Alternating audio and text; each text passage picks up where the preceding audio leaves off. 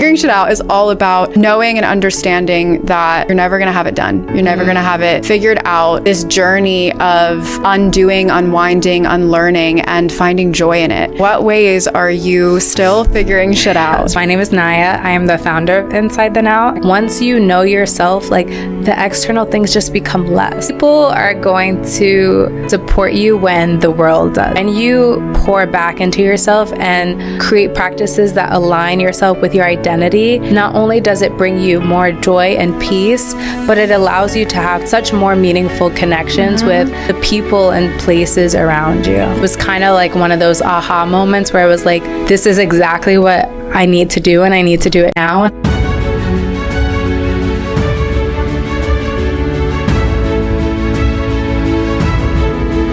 Definitely still figuring shit out. Hello everyone and welcome back to Figuring Shit Out. I am Vanessa Fontana and today's episode is very special in the history of Figuring Shit Out, the short life of Figuring Shit Out, because we have our very first guest, which I am very excited to introduce you to, and I'm so excited to talk to you. Yeah. If you're new here, Figuring Shit Out is a collective undertaking of self-help, coming of age, and finding and healing yourself in a world of flux. Figuring shit out is something we will be doing for the rest of our lives, and this podcast is meant to enable you to expand the most important relationship you'll ever have, that with yourself, which is why I'm really excited to have Nya Jones here, who is the CEO and founder of a company that has a very similar mission. Just a bit of background on this connection. Her company, Inside the Now, reached out to me over Instagram to send me some journals. And when they came, I was like, oh, these are beautiful. These are very nice, you know? And then I started looking through them. And as I was looking through them, they were filled with all of these questions around growth and intention and healing and all of these questions that I really try to scour the internet to ask myself, and questions that I feel really called to ask you as my audience in your growth and healing journey. And I get so many questions on how do you start journaling? How do you begin the process of getting to know yourself? And for me, it's so hard because I've been writing and journaling my whole life, and I don't really know how to tell you how to start. So I'm so excited to have you here today, Nya. Please introduce yourself. Tell us a little bit about who you are, what you've created, and thank you. Thank you for being here. And it's so crazy. Again, like we met by DM on Instagram, but I think we have such a beautiful connection and a lot of similar interests. So I'm so excited to be here and just be in conversation with you. It worked out so amazingly. But a little bit about myself. So my name is Nya. I am the founder of Inside the Now. I actually started it in 2020 during a period of my life where I honestly just felt far from myself. And it was in the midst of the pandemic. I had just graduated from college, and it was that period where I was really asking myself a lot of questions and like wanting to be more intentional in my life. So the brand actually started because I had written out a list of questions that I wanted to answer for myself. And it was around like my identity, why I was doing the things I was doing, what was my purpose. And I was like, I'm sure there's a lot of other people who are similarly trying to figure it out and are asking themselves these questions. And I would have appreciated a guided journey to kind of help me through that. So I decided that I could be the one to create it. And it's just been like such a beautiful story ever since. I've actually journaled since I was a little girl, still have journals from when I was like 7 years old, which is like so crazy to look at now. And now I have a brand all around like being intentional and really purposeful and pouring back into yourself. And even just asking yourself the hard questions, right? Like sometimes I think we get really comfortable in our routines and comfortable in external influences and what we should be and who we should be, that we forget to look back into ourselves and be like, you know, what were those childlike interests that I used to have, and like why has that changed, and what do I truly want for my life? So that's what the Dig Deeper journal that we sent you is all about. And it's been a personal journey that I've been going on as well over the past few years. Yeah, that's beautiful. I think that doing something for yourself because you feel aligned to do it, and then it just trickling out into the world because you know that it has value to you and you want to show the world how they can feel better about their own lives and their own journeys is, I think, how you find a passion that you are able to live, like truly living a passion. And I think that if the pandemic didn't happen for so many of us, there wouldn't have been this raise in consciousness. I feel like it really shifted how we look at ourselves because we were forced to sit with ourselves. That's when I really had my growth beginning too, was 2020, this awakening of who am I and what do I want to do? And this like existential crisis that you flip into power for yourself, like a sense of, no, I get to decide, and like the world is burning and it kind of always has been burning. Like, what do you do while it is? It's really like what you focus on. So if the pandemic didn't happen, where do you think you'd be? Like, you went to Johns Hopkins and you graduated with a degree in public health. Yes. So what were you planning on doing? And where do you think that would have led you? And what would that Nya think about you? It's so crazy because I had always kind of had this thing in the back of my head, which was that I wanted to be a business owner. But I always imagined that it would come later in life. And especially going to school like Johns Hopkins and studying public health, like I thought that it was going to be maybe not something product based, like maybe it was going to be like a larger health company. Like I had no idea what that business would be. And I had always like written down different ideas that I had over the years. But something about this specific idea was that it felt extremely urgent. So as soon as I first thought of the idea to do a guided journal, it was kind of like one of those aha moments where I was like, this is exactly what I need to do, and I need to do it now. And I think what happens to a lot of people, it's like we have ideas and it's about time and place, and we're like, I'm not really sure about this one, or like, oh, maybe I'll get back to it later. But I think what's helped me so much is like I knew in that moment that I needed to create it now. So that was just amazing. And I was like working on it so hard. But I think to answer your question, I actually was in tech. So although I was studying public health, I actually interned at Facebook / Meta. And I was doing like business operations there for 2 summers as a college intern, and then received a full-time offer after graduation. So I very much had the mindset, I was like, I really like the tech space. And I was like, I think I'm going to grow here. I'm definitely still going to try to find things that I'm passionate about. I was really interested in accessibility too. So I was doing a bit of that work while I was at Facebook / Meta. But it's so amazing because I think what I learned pretty easy on is that even though a job might sound great, or you might work for a company that's like, oh, you work for there, or like, oh, they have amazing benefits, which is all very true. I did feel a big sense of difference in the energy that I felt for my business versus the energy that I felt for the work that I was doing at Meta. And eventually I couldn't manage it anymore because, of course, like being a new business owner, there are so many things that you have to juggle and learn. And I think my time was very much split. And at some point I knew that, I had to take the bet on myself. And if I was growing the business so quickly, only doing that with like 50% of my time, I thought like, what amazing things can I accomplish if I really decide to go all in? And 2 years later, after working at Facebook full time, I decided to do that. Yeah.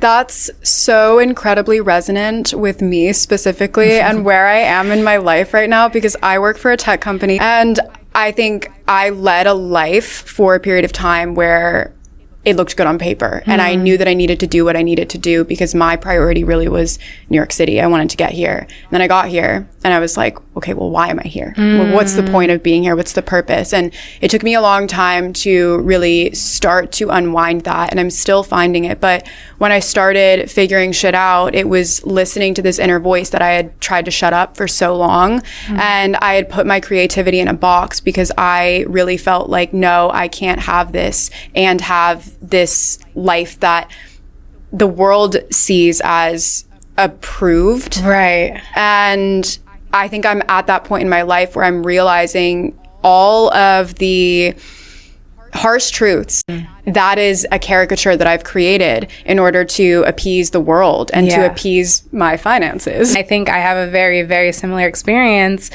because it really was a decision coming from, oh yeah, like this looks amazing and like this is great experience. And of course you're going to learn so much while you're there. And I'm grateful for my experience while I was there. But there is that bit of lack, especially when you know that you care about so many bigger things. You're naturally going to feel a little bit distant from that role. When you started Inside Then Out and you felt the urge and you took the leap to just do it, did you know what it would be? Did you have hopes for it to be what it was? Or did you see what was returned to you initially and then you were like, oh, okay, this is what I need to do. I'm following this. Yeah. So it's definitely been like a progression over time. I think when I first started, as I mentioned, it came very much from a place of like, okay, I'm creating something that I would need during this time frame. And I didn't necessarily know how other people were going to resonate with it. And again, I was starting a business in the midst of the pandemic. So some people were like, you're starting a business now when like all these businesses are closing and like the economy is not doing so well. But I just knew that again, like it was something that I needed to put out into the world. I think once I did that, I just continued to learn so much about what it takes to really run a business and also create a brand, right? Because I knew when I was first starting, I was like, yes, I was creating this product. And when I had launched, we only had one journal, which was the Better Everyday Journal. And when we had launched it, I knew I wanted it to be bigger and I knew it had the potential to grow. And there was a part of me that believed in myself. I was like, you know, I'm someone that, especially when I'm passionate, like I can do the thing, you know, and I could be the person to create something amazing. I just didn't know that it was going to happen so quickly. I think that was the amazing realization because in the beginning, it very much started as a passion project. And I was like, yeah, this is like something I really like and I'm working on like after my 9 to 5. But I think it quickly like resonated with other people as well. And like in the early stages, I think this was like within the first year, I had posted like a little video on TikTok about the journal. And like looking back, the video was like really poor quality, but it was just like me explaining like the journal and like why I had created it. And it had gone like a little viral on TikTok. And I was like, oh my gosh, like there's so many people that are feeling what I was feeling when I created it. Did you find yourself bogged down with the how of doing it? So luckily, no. Like I just did it. Like I remember the first thing that I did was like start writing out the journal prompts. And it came from a lot of them inspired by the questions that I wanted to answer for myself, but I also did a lot of external research and then like kind of categorize them. But apart from like building the product, everything that I learned was really from like YouTube and Google. So I never had like a mentor. None of my other friends or people in my vicinity had started a business or like something very similar. So I was very much just like, I'm going to learn how to do this. And every day it was like 5 new YouTube videos because I think there's so much to learn when you're just getting started. But luckily, I'm just like happy that I was able to do that business component too, because I think especially when you're doing something creative and like something that comes from the heart, it can be very easy to get distracted by like the business side of things. And then it's like, yeah, you got to get your LLC and like file for taxes. Like there's a lot of other stuff that comes with it that you're not necessarily prepared for. But I think I definitely had that like balance of being willing to do both. Yeah. I really want to hear more about the belief in yourself and the trust. But while we're on the topic of scaling a small business, within, you said 2 years of starting the company to now. No, 3. 3 years. Yeah. Okay. 3 years of transformation and of growth and it being something that you do full time and you have a team behind you and you've scaled it. What have you really learned about yourself through that? And starting and scaling a small business, do you think it's as hard as people make it out to be? And what do you think is the most important component in that? I think that's an amazing question. And for me, I always say that like it felt like the growth of my business was very synonymous with the growth of myself. And that's just because like you learn so much as like an entrepreneur or as a founder, both about yourself and about how to create a business, because it is challenging and there is a lot of things to learn. And I think some people get overwhelmed and discouraged by that. I think the biggest thing I can recommend there is just like taking it one step at a time.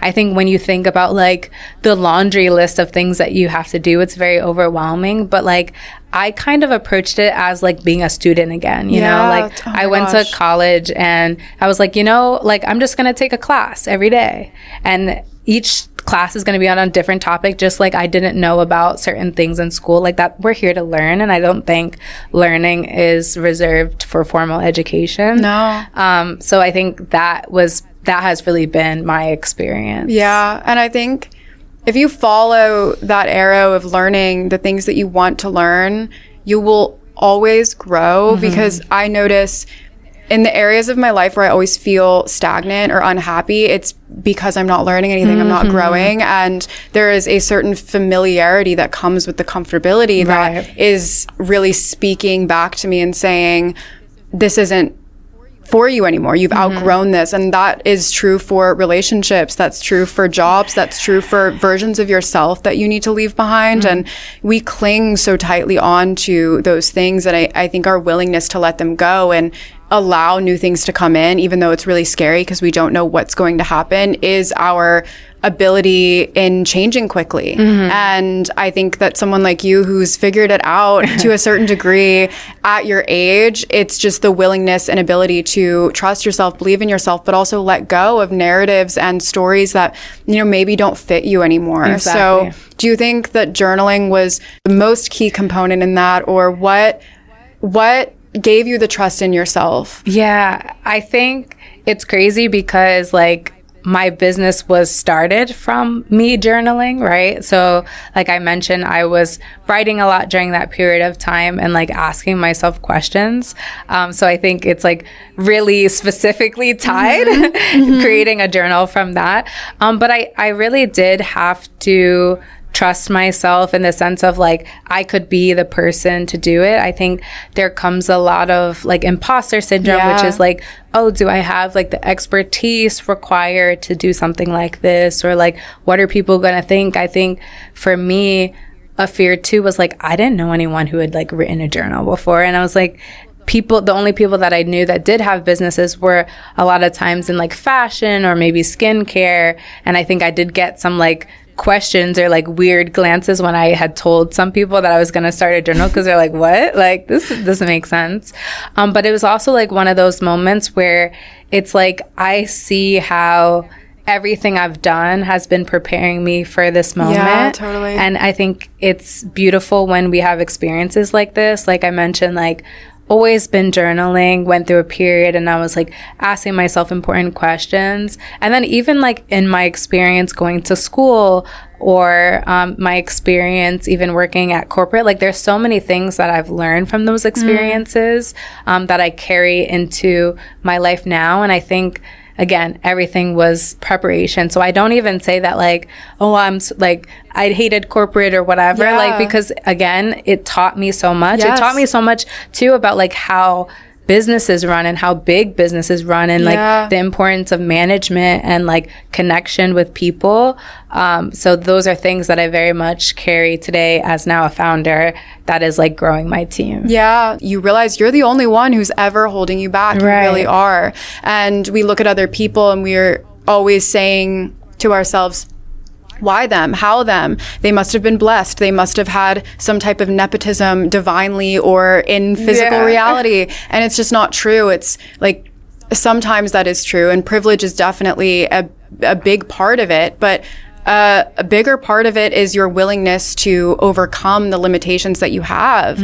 And I think people spend their whole lives trying to figure out how to do that. And when you realize that, you know, there's so much going on in the world, what difference can you make if that is your calling, if that is your passion? And I think it's just admirable to know fully with confidence, like this is going to benefit people because it's benefited me and it's going to find the right people. And it's truly like all you need sometimes. And sometimes like it's even beyond your imagination, right? Like, I think when I was starting, I was like, yeah, I definitely think that there's other people that may be going through something similar as me, but then there's people who are going through things that are completely different than you.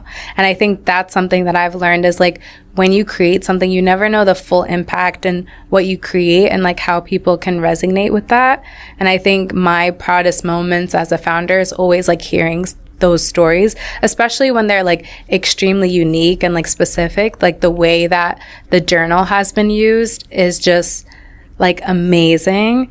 Like I've heard stories like from people in the military or like even we had a conversation with a guy that was doing this program in women's prison, and he had like gifted journals to like a set of inmates, and like it's just crazy because it's nothing that I would have expected, right? I'm expecting people that are like maybe in their 20s like figuring stuff out, like, you know, but it's also like so much more than that. And I think that's the amazing thing about like putting something out into the world, right? Because like someone else's calling or destiny could be tied to something that you built. Yeah.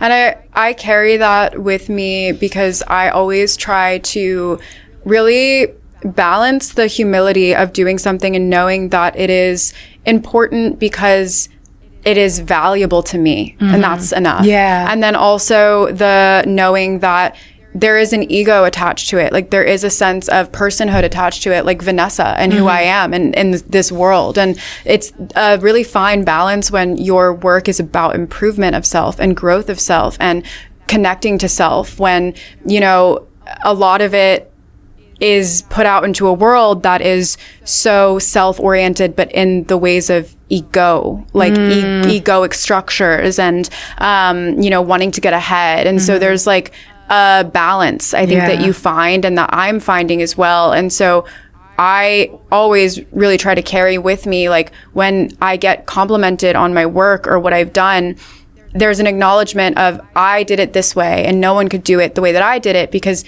it came from my heart and my soul. But anything that you saw was a reflection of you. I didn't do anything for you. I pointed you to it. And everyone is looking for someone to connect to. Everyone is looking to connect to themselves at the end of the day. And I think that journey home to yourself, you make it time and time and time again. And you being able to bring people home to themselves, it's really the most beautiful thing that you can do, truly, because you realize that, you know, the self, it's one thing and you have to have it to be in this world, but also this connection that just strings us all together. It's that makes us live in joy and intention, like truly. So you've been journaling since you were a kid. I have also been journaling since I was a kid. This is so fun. I love when like things just align with similarity. But so much of what I see from my younger self in my journals is, wow, I was so myself. Like I was so unapologetically myself. And I'm really finding my way back to that after years of hiding. And I think that's why journaling was so powerful for me, because I hid in my words and I hid in my writings.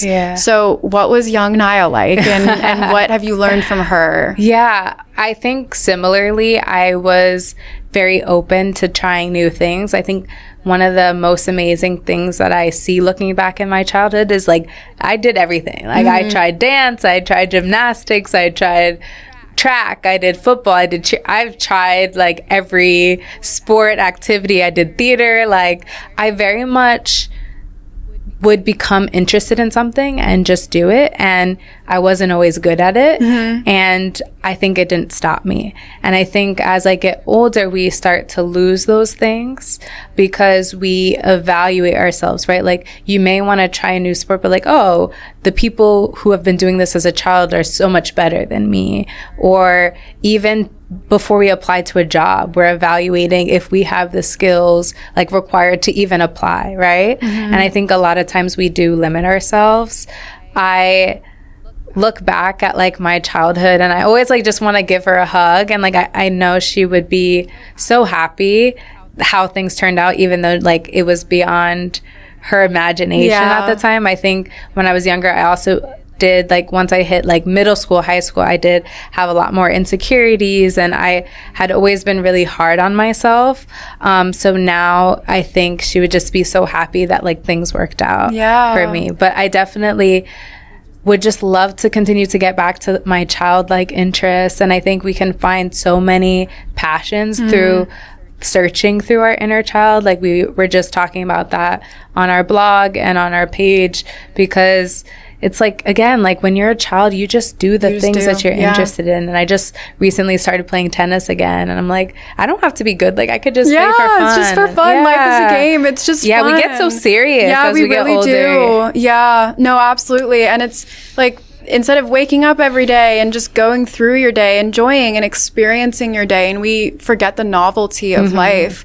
I just got back to New York after a few weeks of travel, and I feel like being here and living here, after months and months of not going anywhere else, you're desensitized to the environment of New York. You are desensitized to all of the wildness and the inspiration, the good, the bad, the ugly. You just see it as part of your world. And leaving and then coming back is always an experience of acquaintanceship or reacquaintanceship, where I find myself having new feelings or old feelings or feelings of, oh, this is why I'm here. And my relationship with New York is complex in a very weird way, just because I had this image of myself here for so long. And now that I'm here, I never finished the image of, well, what am I doing there? It was always just me in the city. Yeah. And so getting back to New York, I've really started to look at it in novelty. I came back to a new season, and I came back to what felt like a new season of myself and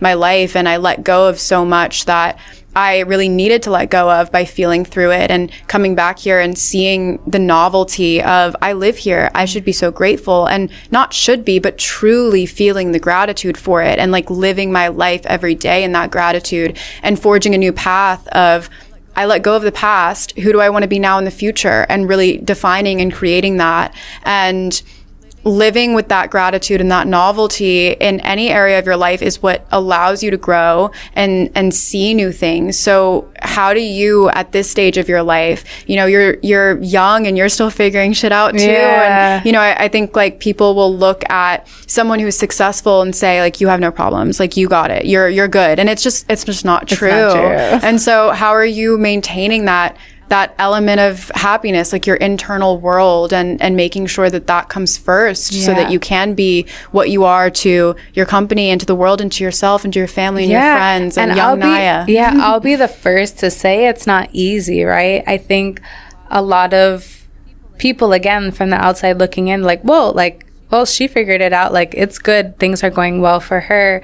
But I think it's also about, like, I had to pause myself for many moments, and I'm like, am I happy? Like, am I doing the things that I care about? And especially as a business owner, even when you create a business that you're extremely passionate about, there is a lot that comes with being a business owner. And I have times where I may feel unmotivated, and I've had times where I've had to really sit and like reevaluate what I was doing and what I was working on, because I want to feel excited about the work that I do. And I think for me, to really just feel joy in my life is really doing the things that bring me joy. And I think sometimes we forget, it's so simple, right?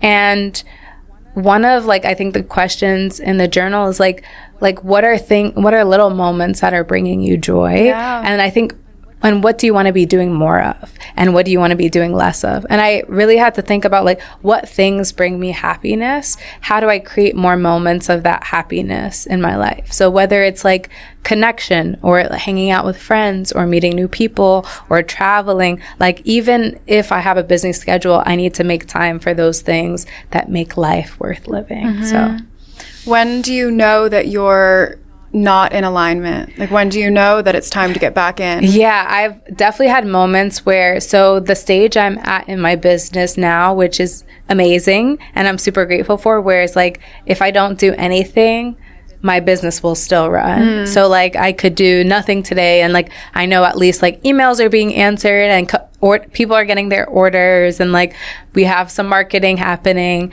I think the moments where I realize I need to fix something is when I become too complacent in that, right?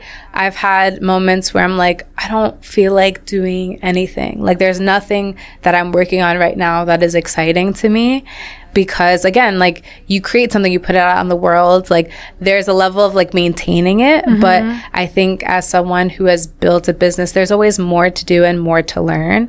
And I never want to be complacent. Yeah. And so anytime where I have moments of complacency, one, I rest because it's important to rest too. Usually that's a sign of burnout.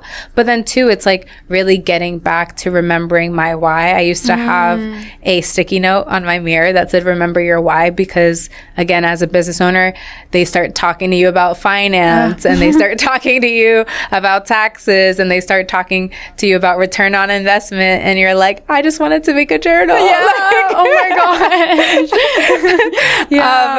But I think, again, it's like really just doing the things that I'm passionate about. And I think now, like, I've really worked on continuing to like build a team and like hire and people that inspire me as well, and just challenging myself to try new things. Like something we've been working on more recently is like more events and just connecting with people in person, because I think we've been able to build a great community of people that want to be introspective and people who are wanting to be vulnerable. And a lot of times when you do that with yourself, you start wanting to do that with other people too, naturally. Totally. So I think it can be really isolating for people that are like experiencing a ton of growth at one time. So we're trying to connect with more people in person. We just had an event this week for World's Mental Health Day in New York. We did one in Miami for our 3-year anniversary. And both of those events were just like so beautiful, like to the point where I cried. Like I'm a crier, but like too, I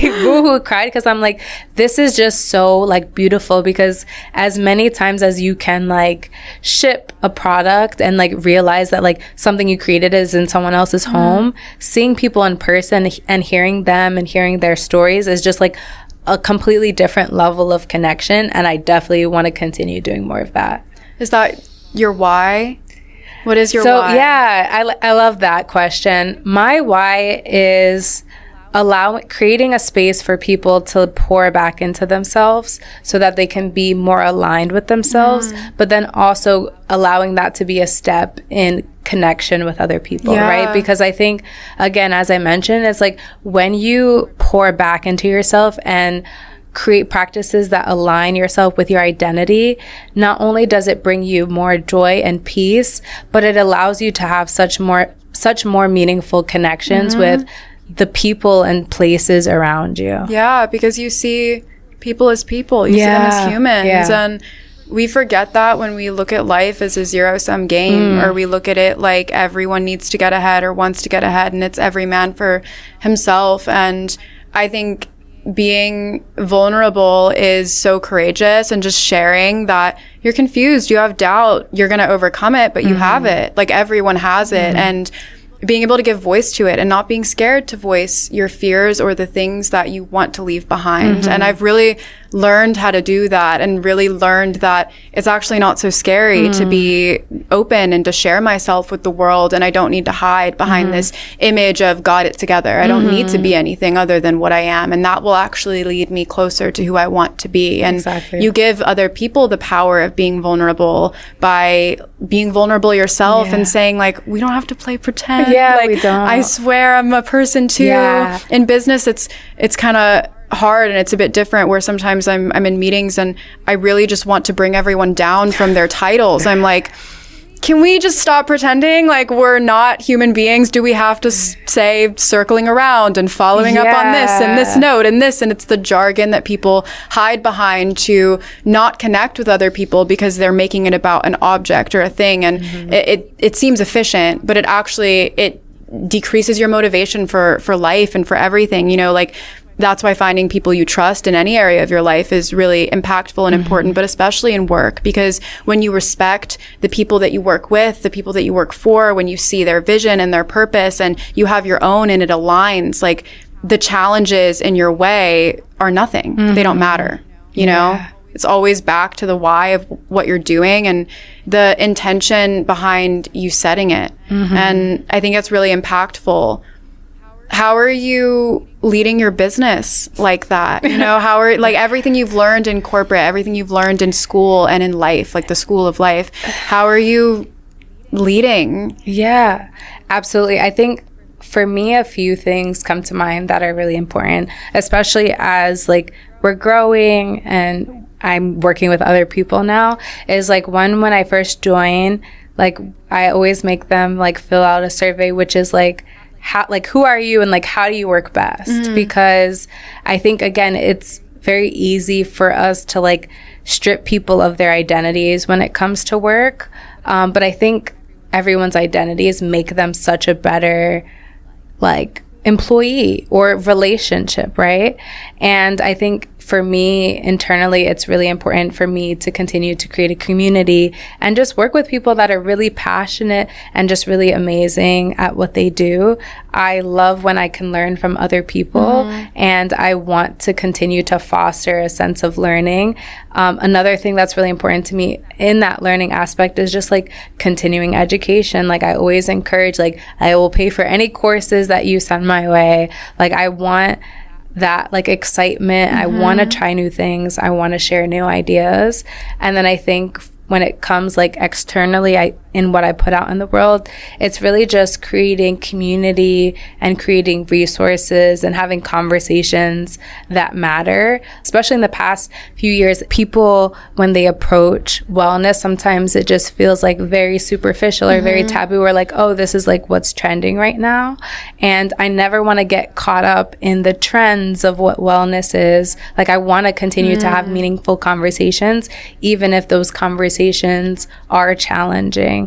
And then also just not creating a one size fits all. I think that's what we do wrong too, is that like wellness should look the same for everyone. And like, this is what your morning routine should be because this is the morning routine of a millionaire. Like I see that type of content all the time. But I think it's really important just to have a really strong sense of identity and purpose. And I think that's what I'm trying to convey, especially in our guided journals, is like once you know yourself, like the external things just become less. Like it's more of like a source of inspiration or learning rather than like a source of like pressure or competition to do what everybody else is doing, because you know why you're here and you are in alignment with that, and whatever they say does not matter.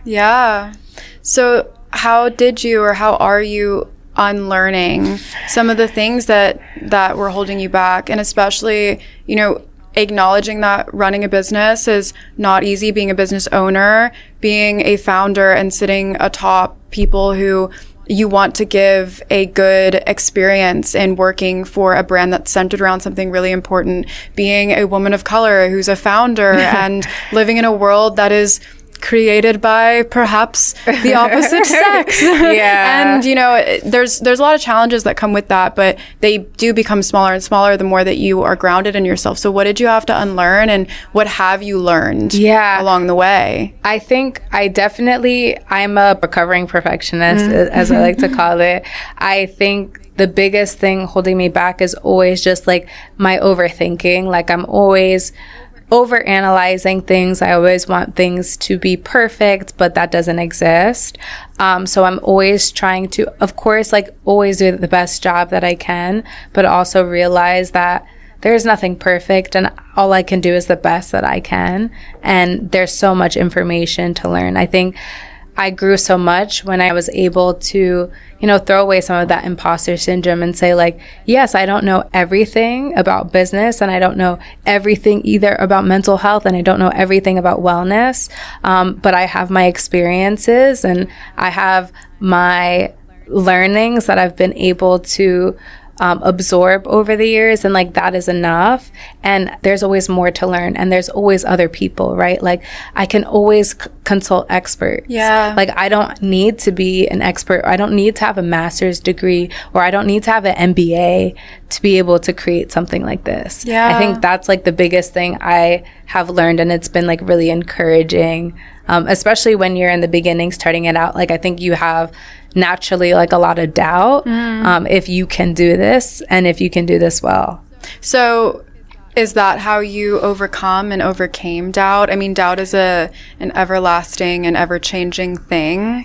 So I think a lot of people hold themselves back because they're worried about being embarrassed, which sounds so silly, but we all deal with it. We really all deal with that feeling of how am I perceived? Yeah. And I think that holds so many people back, especially on an internet where there are so many eyes and so much ability to be perceived in different ways. And it's like the darkness in your head is projected into physical reality. Yeah. And so what advice would you give to people struggling with that doubt? I get that question all the time about overcoming embarrassment and doubt. Yeah. And I think part of it is, you know, getting to know yourself, but there's a deeper element to it. So what would you say? So I actually just had a conversation about this topic recently with a friend, and you come to the realization, especially like when you come to a place where like you've tried something and succeeded about it, you realize all the other people that have also tried and succeeded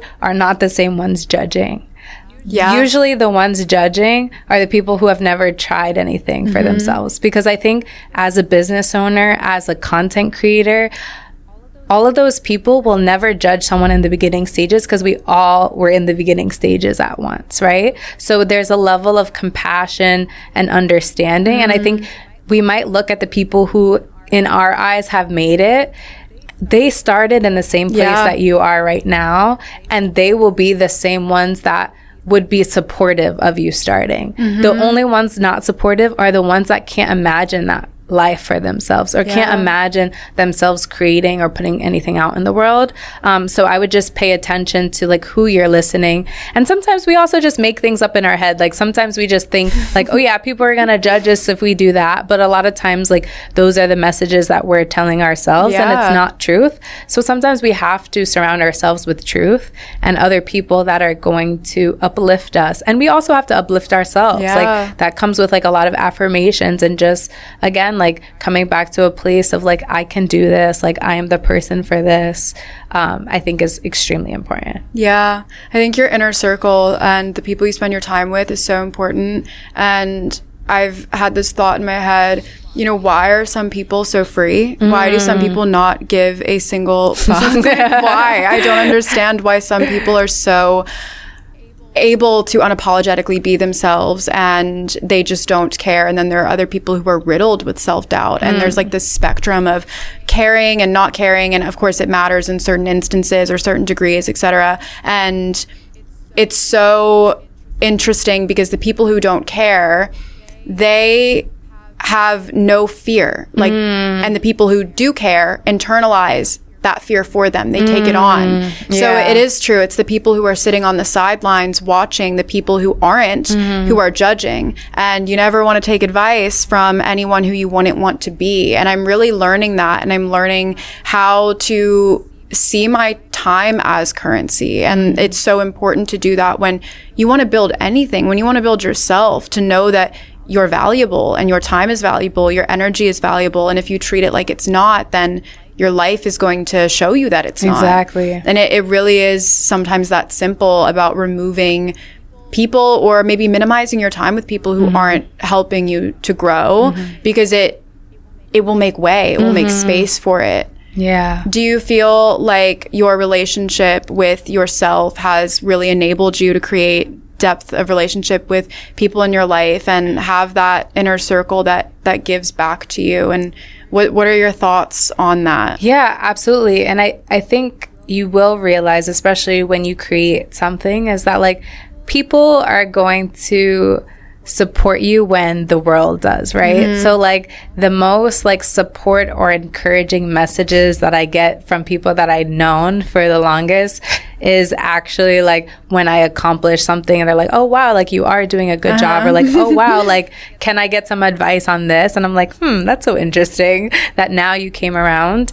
But I will say that I'm extremely blessed. Like my close family and my close friends like have always been extremely supportive of me from the jump, and that's something that I'm like so extremely grateful for. And again, a lot of times when I noticed that like people were putting messages of doubt in my head, I think one time, like on one side we have to give people grace, right? Because people again are coming from a place of like internalized doubt, right? They can't see it for themselves, so they can't see it for you. And a lot of times it has nothing to do with you and everything to do with them. So I think definitely giving people grace, but then also like distancing yourself when needed. If you feel like somebody is really impacting how you feel about yourself, like I think there's absolutely nothing wrong with taking space from that person, and I've definitely done that in my own life. So I definitely just recommend like being, again, strong-willed enough to know what the truth is, but then also surrounding yourself with people that are going to encourage and see that in you before, again, the world necessarily sees and affirms that. It's so intuition based, you know, and I think like any venture that you do of the heart is intuition based. Any choices that you make about what you want to be, who you want to surround yourself with, there's so much in that is the inner voice inside of us. And even the sense of energy you can get from someone, like you meet someone and you can instantly gauge something from them, and you can feel comfortable or uncomfortable, and we shut it off. We do not listen to it. And there has never been a time I was not right about my intuition about a person or a situation or something. I mean, I sat on starting a podcast for so long when the second that I did it, all you think is, I wish I would have done it sooner. What would have happened if? And you can't really think like that, but it's just a way to say, okay,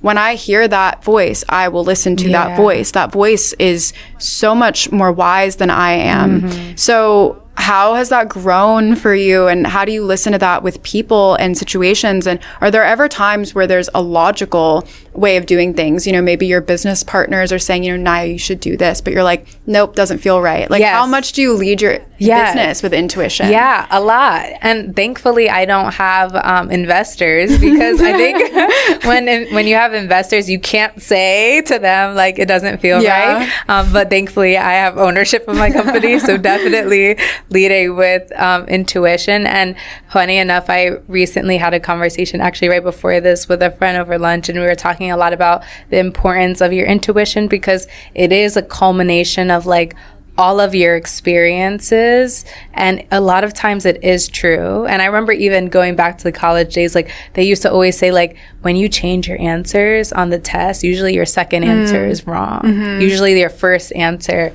and that's partially your intuition is correct. I think now it's a mix of both. Like, I am also a very logical person, but I have so many moments where I'm like, this does not feel right. And I think that discernment helped me a lot in the beginning stages, because when I first started out and we had one product, I think the advice I was getting from a lot of people was, you need to expand, especially when we started developing our first audience and customer. They're like, you need to expand. And we had sold out of journals, and people were telling me, like, you need to sell like apparel, or like there's a quick printing service here, and you need to keep this momentum going. And I was like, no, I'm going to wait. Yeah, totally. And it's okay if I'm not making money for the next few months because I'm sold out, because there's a larger purpose here. It's not just about making quick dollars. And I think my advice to anybody starting a business is it really is important to be passionate and care about what you're doing, because again, it's not always going to be fun, and not every single aspect of business is super glamorous, but you always have to come back to your why and like what you're putting out into the world. And I think that has been extremely important to me, is knowing that everything that we put out into the world is extremely intentional, and there's a reason why we do everything we do and the decisions that we make. And I think that translates to the people that you work with as well, right? Because everything will be more thoughtful. Yeah. No, absolutely.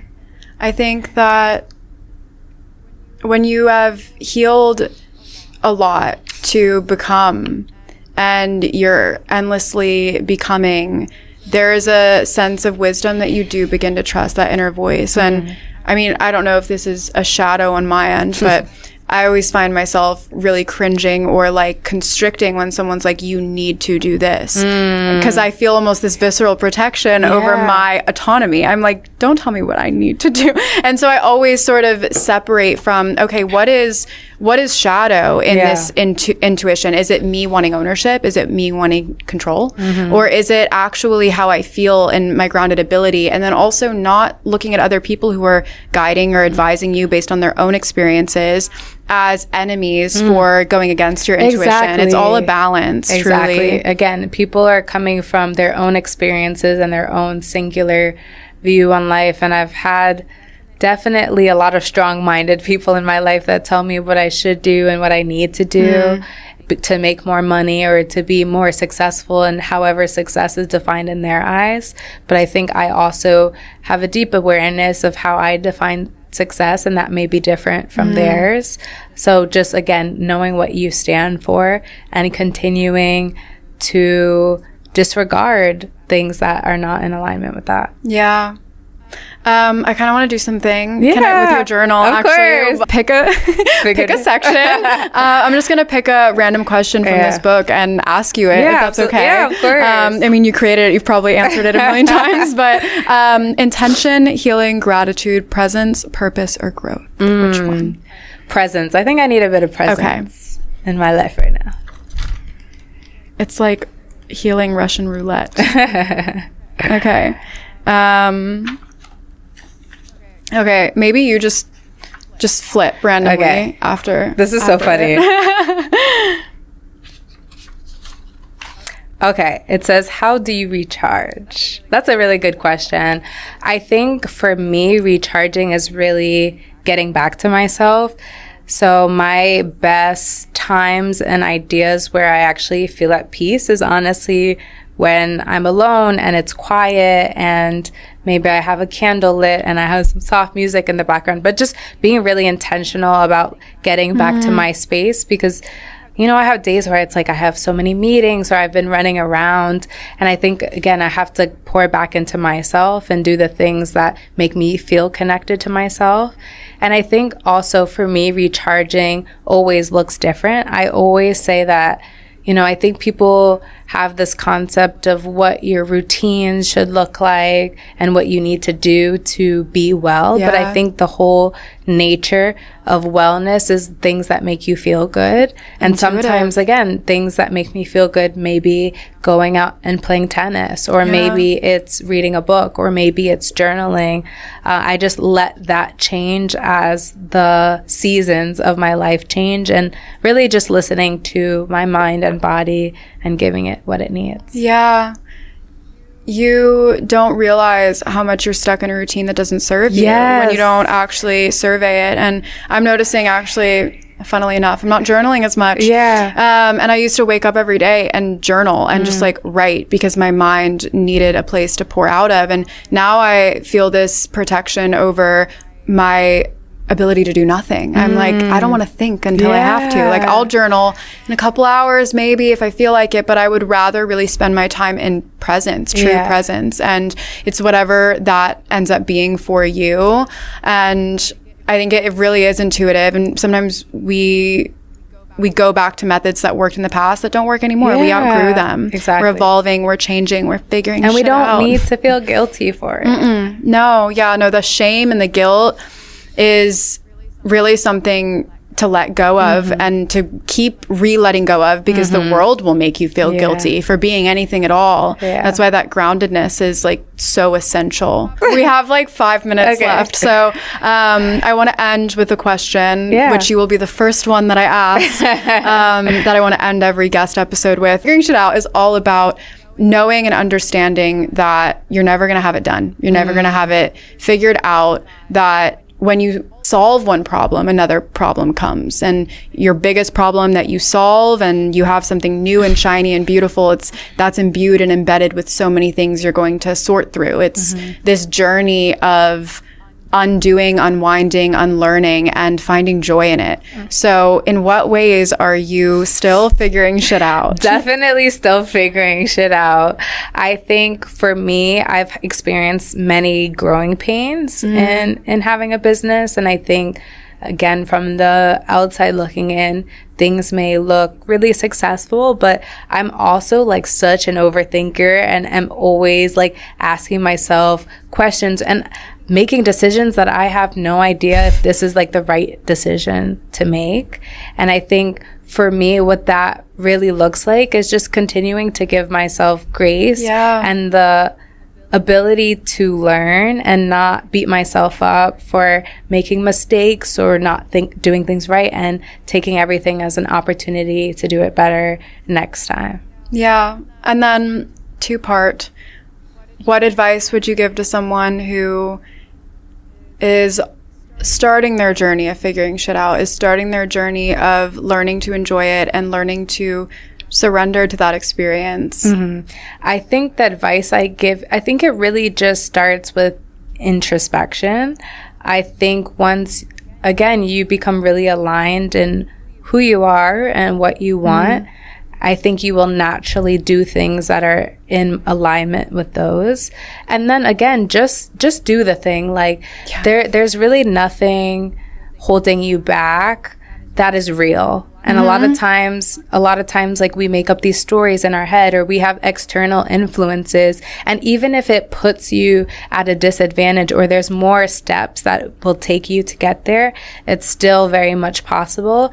And when you get there, you're going to look back and just thank yourself for trying. Yeah. No, I had that moment today. I was like, well, I wish I could call myself from a year ago. Yeah. And then I was like, there's a version of me a year from now who wants to call me. Exactly. And it's always just remembering that you are all parts of yourself. Exactly. And zooming out of who you are in this moment to be able to see your life from a bird's eye view and say, I don't want to speed up. I want to enjoy it. Yeah. That's the point. Yeah. Yeah. I love that. Okay. Well, Nya, thank you so much. Do you have any last words? Well, I guess you can find me or the brand Inside the Now.